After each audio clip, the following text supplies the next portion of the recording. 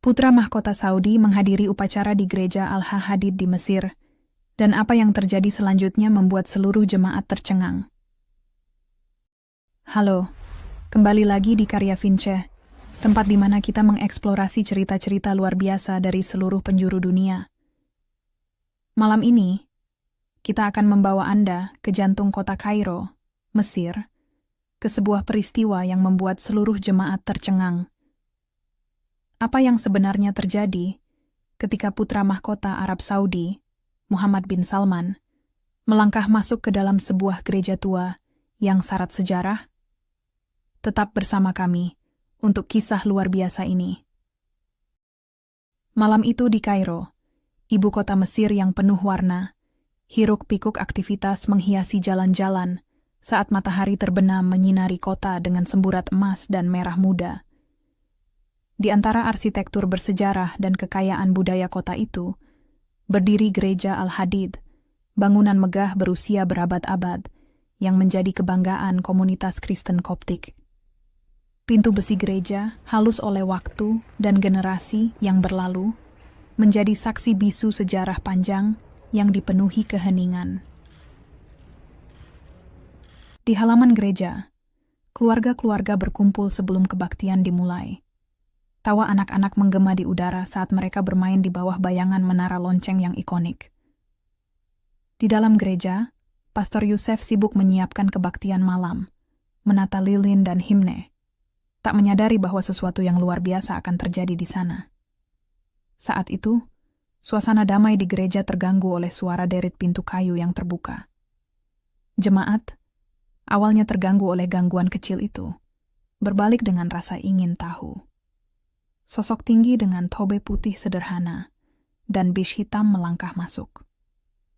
Dalam keheningan yang mendalam, wajahnya terlihat jelas di bawah cahaya lilin. Gumaman mulai terdengar di antara jemaat. Sosok itu adalah Muhammad bin Salman, putra mahkota Arab Saudi, salah satu tokoh paling berpengaruh di Timur Tengah. Kedatangannya adalah sesuatu yang tak pernah dibayangkan siapapun di tempat itu. Seorang pemimpin dari negara yang jarang memiliki gereja, memasuki tempat ibadah Kristen. Kehadirannya bukan bagian dari jadwal resmi dan sengaja dirahasiakan, bahkan bagi rombongannya.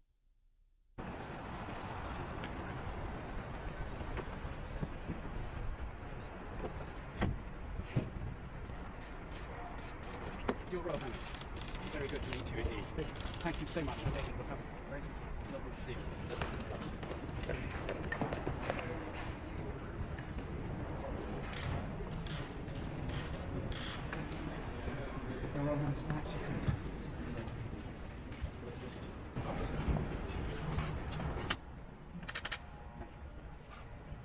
May I present the Bishop of Leeds, and the Bishop of Newcastle.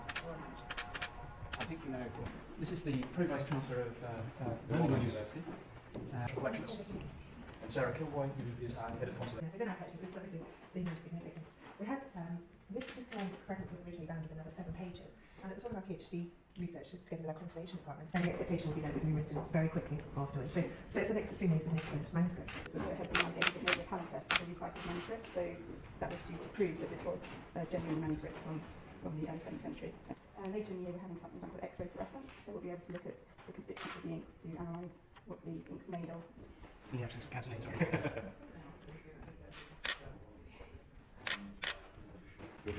Thank you. Thank you. Thank you. And we have from our own collection here at London. Yes, we had a very rich record in that. So just an example of the 3 faiths crammed together, in which case we brought up especially for this what was already a very expensive book, to have it brought over, shipped over from Venice where it had been printed, but where most of the copies had actually been burned, been destroyed. When the early interest in the 17th century onwards in both 15th century from India, which was presented to Archbishop Lambert in the 19th century. Lalu, apa yang dilakukan sang putra mahkota di dalam gereja ini? Bagaimana momen ini menjadi simbol kemanusiaan yang melampaui batas agama dan budaya? Jangan kemana-mana, karena kisah ini akan membuat Anda merenungkan arti dari persatuan dan iman. Putra mahkota berjalan dengan tenang menuju bangku kosong di bagian belakang gereja. Tanpa pengawalan atau kemegahan, ia duduk di antara jemaat, mencoba menyatu dalam keheningan yang damai.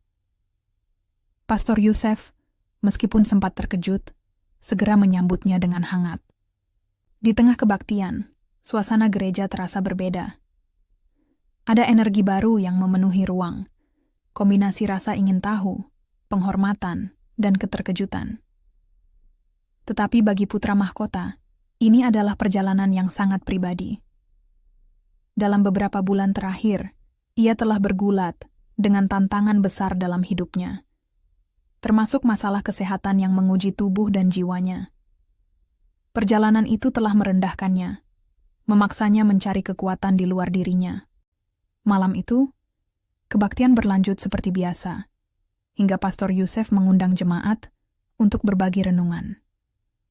Keheningan meliputi ruangan saat Muhammad bin Salman bangkit dan berjalan ke depan.